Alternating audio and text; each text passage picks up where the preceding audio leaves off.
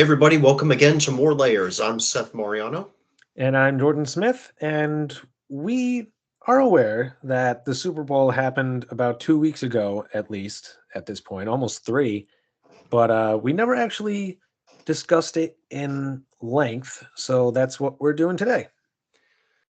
Yeah, it was pretty more or less eventful one. I had a good time watching it with some of my friends at some of their house on that night, and there was some definitely a lot of highlights, like the game, of course, the Eagles winning, and and it was nearly a blowout. It came really close to a shutout, and then and the Chiefs started to claw back a little bit toward the end, and Mm. but Eagles hung on by 18 and got their second Super Bowl title in like 8 years, and for the second time, I'm avenged a Super Bowl loss against arguably what had been a dynasty. Yeah, that definitely is the case. Both times that they won has been against a team that they had recently lost against. And then they come back in the Super Bowl and beat them. And both times it was against the team that at the time was the poster team for the NFL, like the one that NFL was kissing up to, essentially. I was going into this game fully expecting it to be pretty close. And then we get to the third quarter and the Chiefs still hadn't really scored. Meanwhile, the Eagles had like 30 something points. Right. And Finish then, the job, man. yeah, exactly. And then I think people were saying part of the reason why the Chiefs did start to come back near the end is because the Eagles took out some of their first string players to keep them from being injured or something. Uh, so they were having the Chiefs go up against less experienced Eagles players. But yeah, I certainly wasn't expecting it to go the way that it did. I think the deal really started to be sealed when there was a pick six done by Cooper DeJean, which I obviously loved because I'm an Eagles fan, but it's like the story could not have been written better. It's like this guy is a rookie, I'm pretty sure, or he's at least newer to the game. It was his birthday, no less, and he got an interception and a touchdown off of a throw by Patrick Mahomes. It could not have been much better than that. Oh, like something out of a movie. Exactly. That could be seen in a sporting movie like scene because a lot of sporting events, it's like the underdog comes up out of nowhere and pulls off this miraculous victory. And that's kind of what happened here. I mean, the Eagles definitely were on a roll for most of the season, but it's like this young guy comes out of nowhere and practically seals the deal for the Eagles because I think they had either 10 or 17 points already up to that point, and then that helped them score again. And of course, you got all the interceptions, the fumbles, the sacks. It piled up pretty quick, and it cost the Chiefs a Super Bowl. Yeah. Yeah. Well, well, they're probably just going to try to do it again, the Chiefs. But pretty crazy. Almost had three in a row in the bag there. Yeah, no, honestly, one thing that kind of surprised me is a lot of people were saying that the player that would save the Eagles and really help them win this Super Bowl was Saquon Barkley, and that makes sense because he had all these incredible plays throughout the season. But in the Super Bowl, he wasn't really able to get any long runs going. He got a handful of yards every once in a while, but he wasn't sprinting down the field like he started to become known for. Yeah, I guess in the film room, the Chiefs figured out some ways they could slow him down. It definitely seems that way because they were able to at least stop the running play, especially with Saquon. They probably made sure to keep a sharp eye on him. I wonder, though, if that also caused the Chiefs to think less about some of the other players because a lot of the Eagles' big plays were passing plays. So I'm thinking, did they spend so much time maybe on the Eagles' running plays that they neglected to really set up a defense for their passing? Yeah, don't put all your eggs in one basket. Yeah, and that seems like that's what they did. Uh, the Chiefs obviously did start scoring near the end, but the lead by the Eagles are just so vast. At that point, it didn't even matter. No. Now, it was certainly probably perhaps the biggest blowout victory since probably Super Bowl 55 4 years ago. Oh, when the Chiefs got blown, the defending champ Chiefs got blown by Tom Brady and Tampa Bay Buccaneers. I think it was 33-9. And and while we're on that subject, I kind of wanted to ask, and I didn't know how you were going to think about this. Mhm. Um, I mean, it's probably not as big a deal since he's not exactly in the game anymore. But how did you feel about Brady, in addition to being color commentator, popping up in more than one commercial? Honestly, it didn't bug me too much, and maybe that's partly because we don't really see much of Brady anymore. Granted, we still hear him speak as a commentator, but now that there's just so much focus on Mahomes, Yeah, it's like seeing Brady every once in a while doesn't really bother me, especially since at this point he's out of the game. yeah, And from what I've seen of a lot of people, and I'm somewhat inclined to agree, while Brady was obnoxious as a player, a lot of people are saying he's actually a really good commentator, which I suppose makes sense considering how long he was in the game. So, if nothing else, he knows what he's talking about. Oh, I would agree. I would agree.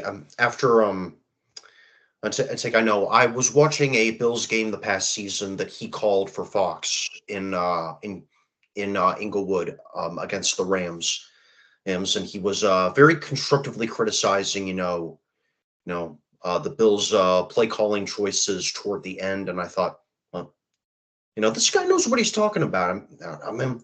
He's like thinking what I'm thinking right now, and of course, if you know the game. The game made some pretty dumb moves that arguably might have cost them the game, and yeah, and so I may not have liked him as a player myself, but I definitely respect him for knowing what he's talking about as an analyst. Oh, sure. And had he constantly brought up what he would do or reminding everybody how many Super Bowls he has, regardless of which team he's a part of, then that definitely would have brought him back into the obnoxious spotlight. But from what I've seen and heard, he's just talking about the game. Yeah, yeah, and he doesn't need mm, himself to brag for himself. He's got like when you see him on screen, there's the title, 7-time Super Bowl champ. So he doesn't need him to tell you that. I Oh mean, yeah, and for lack of better verbiage. sure, sure. And it's like even if that caption wasn't there, considering he was in the game for longer than some of those players have been alive, it's like a good chunk of the public knows who he is, so they don't even need to necessarily be reminded in any form how many Super Bowls he has. No, no. No, but it was also I think it was pretty fun to spot some other celebrities in some of the other commercials, like Drew Barrymore and Mhm. Nate Bargatze, who's a rising comedian who's become I think my dad and my brother have become a fan of his comedy, and guys like celebs like Heidi Gardner and others, and I don't know. Were there any ones in particular that you enjoyed seeing? There were definitely a handful. I didn't think to actually look up some of them, but if I start to file through them in my mind, I'll probably start thinking, "Oh yeah, that one too." But one that stuck with me for some reason, maybe it's just because of the weird visual, is when they brought in Seal to sing his well-known song "Kiss from a Rose," Right. except his face was edited onto an actual seal, Right. which is not the first time I've seen media use that joke. And But I'm I sure AI has done that in the past. Well, not even that, but I think it was in the movie Shark Tale where they had their own version of the Hollywood Walk of Fame, and instead of a starfish, they had a seal there. Uh, I think it was Shark Tale. I'd have to double check that. In any case, this particular commercial I thought was funny, but also a little disturbing. Like just seeing a human head on an animal, just something very off-putting about that, but it was still really funny. I think I feel the same way about human faces on animal bodies, as well as like those cutout things like at parks and stuff that people stick their heads in, pose Yep. for photos. Yeah, I've never been a big fan of those, admittedly. Well, I think part of the reason I was never too fond of those myself is because, like, the holes where you stick your head don't usually line up with the shape of the person's head. Usually, what they do is just a full perfect circle, whereas a person's head is usually more of an oval or egg shaped type of thing. Right. So there's always that gap on either side, and it just threw me off. Mhm. Yeah. But actually, one other ad that I liked is when they had Harrison Ford Oh. advertising. I'm trying to remember. I think it was Jeeps. Ooh. Was it? I kind of vaguely remember Harrison Ford being in something. I do vaguely remember because I think I made some kind of like joke like toward the end of the game when the Eagles, of course, were crushing it, and I'm like, and I made that Star Wars reference joke. You're all clear, kid. Let's blast this and go home or something. I should have thought of that line because that fits perfectly. That's a Yeah. good one. Yeah. I guess I was on such a high seeing how the Eagles were doing. And after seeing Ford, that just kind of popped in. Oh, sure. And I think, like, I remember this ad now because I remember when he was advertising whatever brand of vehicle it was. I think it was Jeeps. I'm like, wait, his name is Harrison Ford, and yet Ah, he's advertising for Jeeps. But then at the end, he's like, and I'm advertising for this, even though my last name is Ford. there you go. The self-awareness humor. That's good. Oh, yeah. So even they knew about the joke they could have potentially made. But there was that, there was the seal. They brought that infamous puppy monkey thing back for a brief stint. Oh yeah, I think I remember this. Like mm, some kind of variant on it for Mountain Dew. I think so. I just remember when it debuted a little while back, and I seen a lot of people that found it really funny. I was just like, this is just weird. Like, why put a puppy, a monkey, and a baby into one fused creature? It just did not sit right with me. Or as they would say, why not? Yeah, I suppose so. I can't argue with that necessarily. Uh, oh, I always remember that they always try to do at least one or two Doritos ads. Right. And wasn't there one where he was just sitting in his house and a UFO tries to pull the bag out of his hands? Um, yeah, I think there might have been, and it might have reminded me of that Pixar short, Lifted. Oh, is that when they were like they had a rookie alien that was trying to Yeah. navigate all the knobs Well, right, like a driver's ed approach to alien abduction. Yeah. and he was just not having a successful time pulling him up, and then when he finally gets him in the UFO, he drops him before the hatch closes. Uh-huh. I gotta watch that one again. I remember every once in a while tuning in for that one just because I found it fun. Yeah, just remember. I remember. I might be misremembering, but I do remember a commercial like that reminding me of that short, and kind of making a reference to it, like out loud to maybe my neighbor at the party next to me, and like oh yeah, like what picture did that play in front of? I said Ratatouille or something. Yeah. Now, not just from this year, but do you think you have a favorite Doritos commercial that aired during the Super Bowl? Ooh. Well, I guess I don't remember seeing it live, but because I remember seeing it on video, like the day of the last Super Bowl. It was one from last year. I think it was Jenna Ortega and two old actresses, and these two old ladies are kind of chasing some strange guy for a bag of this Doritos ish product. Okay, Yeah, yeah. It's just kind of like some car heist, very very cliche Hollywood thing. sure. Yeah, yeah. So that was pretty fun.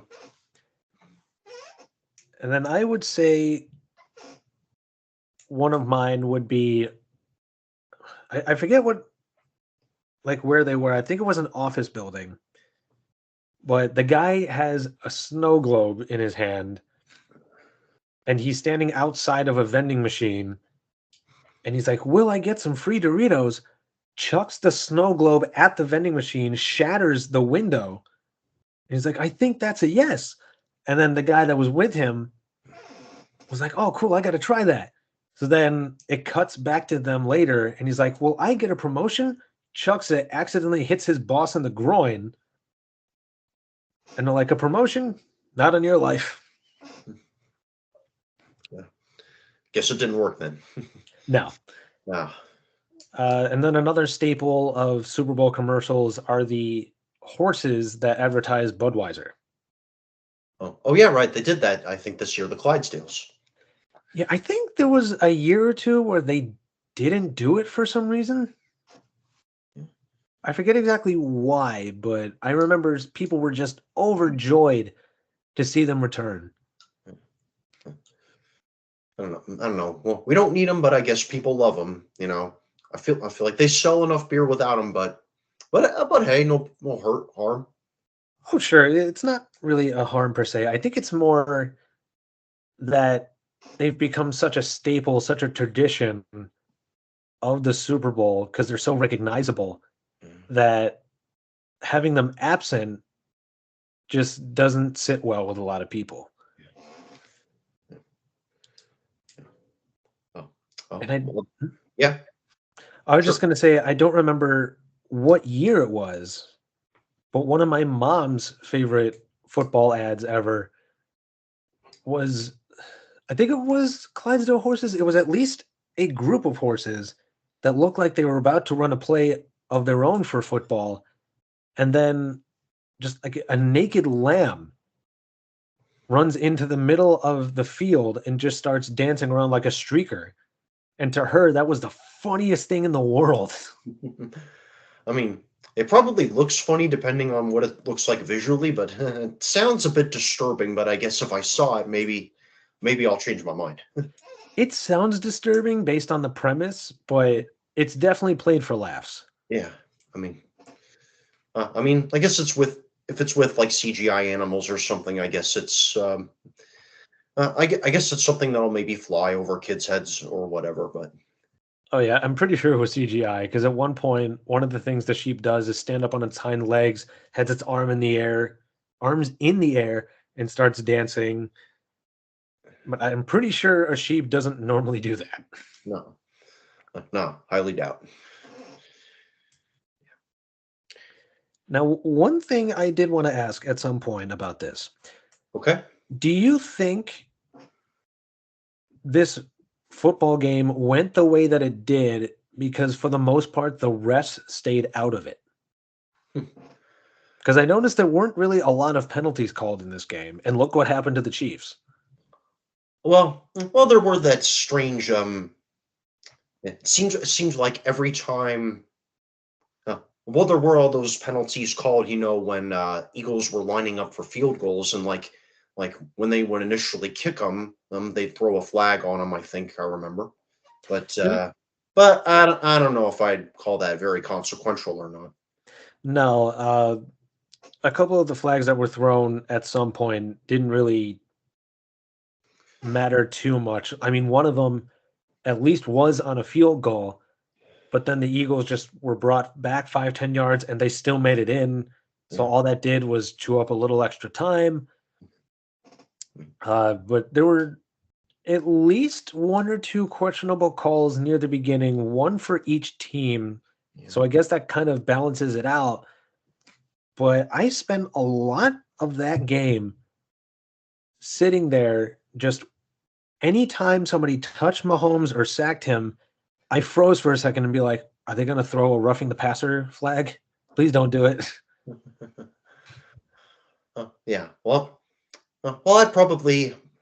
I'm sure maybe a lot of the people at the party I was at were probably laughing inside because of the thing that kept happening with the field goals, as I said. But I didn't really think much of the flags or whether the officiating was ridiculously biased or whatever. I mean, it's something I never really think of. And if anything, I like to think like, oh, that some of the calls or a good chunk of the calls are ridiculously unrealistically strict. Sure. Mm, quite the opposite of probably what you sound like you're describing. But it's generally, I guess, the officiating thing is not that big a thing that I think of. And I can definitely understand that. But definitely throughout this season, there was people speculating that the refs were being paid off or they had some sort of bias towards the team because of the publicity the NFL was getting because of the Chiefs. And I feel like this game only fuels the belief that the refs helped the Chiefs get to where they were because a lot of the games that they won this season were pretty close games, and some of them were saved by a call from the refs at the last minute. And then in this game, there weren't that many flags thrown, and the Chiefs got slaughtered. So whether or not I agree with it, I think doesn't mean as much as just that theory is further fueled now. So you still uh, are like more or less convinced that there's a lot of rigging going on? I think I don't know if there's a lot of rigging, but what I would say is that the NFL recognizes that they're earning a lot more money because of the Chiefs, because a lot of people talk about them for better or for worse. Taylor Swift is dating one of their players and she Yeah. shows up to the games. So their viewership skyrocketed when she started attending. Yeah. And they figured the more this team is around and the more Taylor Swift is around, the more money we make. So they probably did sway some things in their favor that they shouldn't have to ultimately help them win games. Now, I don't think it happens often enough that it becomes a massive problem per se, but there have been a handful of times where I'm thinking, okay, the Chiefs are losing or they're not winning by much, and the other team has a potential to beat them, but then some random flag is thrown that coincidentally leads to a Chiefs victory. It's like maybe sometimes it was legitimate, sometimes it wasn't. So I don't know if the games are rigged per se, but more one team has a slight unfair advantage. Yeah, just show me the replay. Maybe then I'll decide. Oh, sure. And then there's several of them. I think it was the AFC. championship game, or maybe the game before that, Yeah. where Mahomes was sliding, like he was sliding forward. Right. Two people on the other team barely even touch him. In fact, I'm not sure if they even did touch him because they sailed over his head trying to get him, and the ref still threw a flag. It's like, okay, I would not say that's roughing the passer. I don't know where you even get that from. I don't know. I don't know. From what I know, you could probably still jump over somebody. I mean, like I saw like Barkley do it in a Giants game, and that was honestly, I think, the moment that was probably one of the coolest things I ever saw in a game. By the way, just a side note, but him jumping over defenders to make a big play. I mean, I guess if he can get away with that, then I guess what you're describing should be fine. All right, I guess I'll look into it more to see if I can better analyze the plays I'm talking about. Yeah. But based on what you're saying, I would definitely say one of the most viral moments in the NFL is when Saquon Barkley was running down the field, kind of spun around a couple players, and then jumped over one of them backwards to continue running a few more yards. It's like, yeah, you see people jumping over other players to avoid being tackled. Every once in a while, one of them will do a full on flip, either by accident or not, but you don't really see them jumping backwards to get over somebody. And that play quickly became so well known that Madden implemented it into their games. Mhm. Makes sense to me. Yeah, it's like, why not? I don't know if he'll be replicating that move anytime soon, but people are definitely going to remember it. Oh man, and he'll be popular on fantasy teams now. I would definitely say so. And I don't know if that'll necessarily make any Giants fans happy because they let him go. And then the first time he's on a different team, he wins the Super Bowl. In fact, he was probably one of the big reasons that Eagles even got there to begin with. Yeah, I would say maybe so. Let's see. Well, then of course there was the halftime show headlined by Kendrick Lamar. Yep. So yeah. Now, honestly, I don't really follow Lamar's music that much. I mean, I've heard it on occasion, like I saw him perform at the Grammys before, Mhm. and I'm not really big on like the lyrical content, but I do have to say that I appreciated his energy and stage presence on the Super Bowl stage. Definitely. Yeah, I've definitely had some Super Bowl halftime shows that I watched where I don't think the act was good or bad. I was just bored. Mm. Uh, but I definitely had my attention on the halftime show this particular year.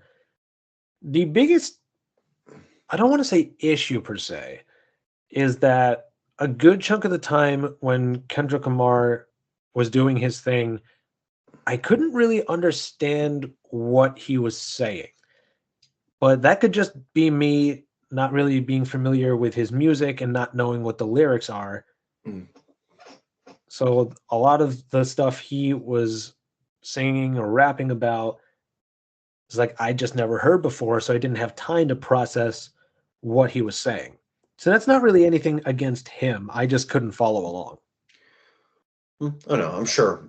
From my memory, it's a lot of rapid fire hip hop lyrics. It's as rap typically goes. But I do say I feel like I did appreciate the sound, appreciated the delivery, kind of like I said, and also liked the touch of Samuel L. Jackson role playing in it as well. Yeah, I thought that was kind of clever, if for no other reason, because the character he was portraying is Uncle Sam, which Right. he could technically have that name since Yeah. his name is Samuel. Right. And he was, I don't know if he was necessarily narrating, but he was kind of pushing the performance along, making sure it was on a roll. Yeah. And he would just pop in every once in a while and be like, "Hey, this is what you should be doing." I'm like, I'm like, well, I think he'd probably be like, either him or Denzel would probably be like the perfect guy to play that role in this show. Yeah. Yeah. I mean, good, a good call. I mean, Sam is like swag, commanding presence, great energy, and yeah, I definitely wasn't expecting it, but it was a pleasant surprise, though. Sure. Well, there was a little bit of controversy with this halftime show because I guess Mm, there was a song that Kendrick Lamar had where the whole I don't know if the whole point of it was this, but it's well known that he used it to like diss, for the lack of a better word, like diss Drake, mm, which is another singer, songwriter, rapper. yeah. And the icing on that cake came in when I guess Serena Williams showed up, and she was Drake's girlfriend at one point, I suppose. Yeah. Yeah, But I did read about the Drake diss a little bit in the news a little bit online, and yeah, honestly, when Serena popped up, I couldn't figure out like, is this like some female black musician or something? I couldn't tell it was Serena, honestly. yeah, I couldn't tell either. I just read up on the articles, and then when they had a good photo of her from that performance, and then said that is Serena Williams, it's like, oh, I guess I could see it. Yeah. I don't know why she's there, considering she's a tennis player and she's not affiliated with Kendrick. Last I knew, but apparently it's because of the Drake diss. Mm, yeah. Well, yeah, but other than that, I think like performance was well staged. It was pretty interesting, and again, get well played game, pretty pretty good played commercials, and yeah, overall, a good night for like certainly for me and certainly for Jordan Mhm. because the Eagles took the game. So Yeah, the Eagles are still the team in the NFC East to have the least amount of Super Bowls, but now they're only one behind. I think it's Washington who has 3 ooh, because the Eagles have 2. One of the NFC East teams has 3. The Cowboys, I think, have 5 or 6. yeah, I'll look that up here. Yeah. Yeah. The Dallas Cowboys have the most with 5, Mhm. Giants 4, and then Washington 3, and then the Eagles have 2. So yeah, it's really close all around. It is really close. They're all like in some type of sequential order because they go up by 1 each time. Uh, I think though that in the NFC East, both times that the Eagles won the Super Bowl, they did so before any of the other 3 teams could win another one. Because the last time the Cowboys were even in the Super Bowl was about 30 years ago, let alone the game before the Super Bowl. And now Yeah, the so that would Eagles, have been like 90 something, probably probably when they defeated the Bills or something in like the early 90s, I think it might have been, or something like that, or maybe a little after. that sounds right, because I know they haven't even been to the championship game since before the 2000s, Yeah, I'm pretty sure. yeah. Uh, the Giants have at least won 1 or 2 in the time that I've been watching the NFL, and one of them was the famous season where they stopped Brady from having a perfect season. Yeah, and it's like, and then stomped him again 4 years later. Exactly. So there was at least two there. Yeah, And then eventually, the Eagles, they also beat Brady, and then yeah, they beat Mahomes. yeah. So the two most recent NFC East Super Bowl wins were both, from what I believe, were by the Eagles. So if they keep this momentum up, they might be able to tie and surpass at least Washington, if not more of the other teams in the future. Yeah, that sounds about right. The one thing I would say that came out of the Super Bowl that wasn't very good Mhm. is how a lot of Eagles fans in Philadelphia celebrated. It's like if you want to celebrate your team's victory, that's fine. But a lot of people knew even before the Eagles won that a lot of their fans, win or lose, would cause some form of a ruckus. Like I saw this clip where at least two or three of them were walking away from the street with some type of street lamp or street light in their hands Like they just tore down a lamppost? or something. Yeah. Like Philadelphia has become infamous for greasing up their light fixtures in public areas because they don't want the fans climbing up those things in when they win or lose. Oh, oh man, I think it might make me nervous to drive in Philly at night. If Philly is known as the city of brotherly love, but I definitely would not want to live there. Fair weather brotherly love, at least. Yeah, entirely possible, but unless I'm going specifically for an Eagles game where I soon drive out after the game's over, I don't know if I plan on staying in Philadelphia anytime soon. Man, man, well, I'll probably just take if they have it, if they call it that, I guess the subway train, and I don't know Yep. if I'm going to drive there at night. Yeah, I personally would not drive. At best, I might hail a taxi or something, but Yeah, yeah, I'm an Eagles fan, a diehard Eagles fan, but I certainly do not condone what some of those fans were doing. yeah. Me either. Yeah, it's crazy. I mean, I mean, just can you imagine what our fans here in Rochester would have done if Buffalo had won? I don't know if it would have been as bad as what the Eagles fans are doing, but I definitely think a lot of people would be a little too excited.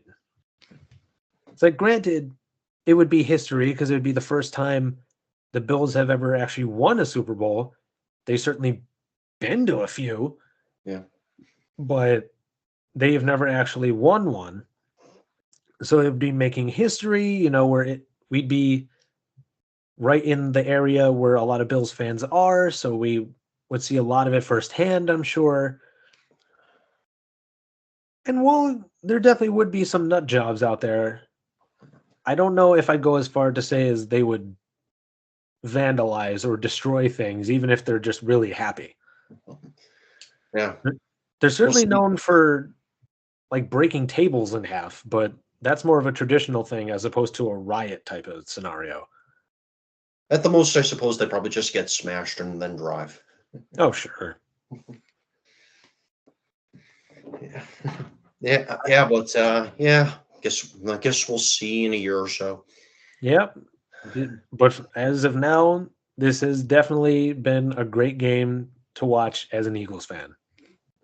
Oh yeah, sure. Yeah. Well, I think this has been a good one, and I think it's gonna do it for now. And you can keep up with latest updates about more layers on Seth underscore Mariano underscore AU on Instagram, as well as on Spotify and YouTube. And questions, comments, suggestions, very much appreciated. Any of it. Yep, and let us know what your thoughts were on the Super Bowl. Were you hoping the Chiefs would get a three-peat? Were you glad that they didn't? Do you think this game or any of the games this season for the Chiefs were swayed by the refs? Do you think the commercials were good? Do you think the halftime show was good? Any comments about this episode or previous ones or topic ideas for future episodes are more than welcome. All right. Well, until next time, everybody take care. So long, everyone.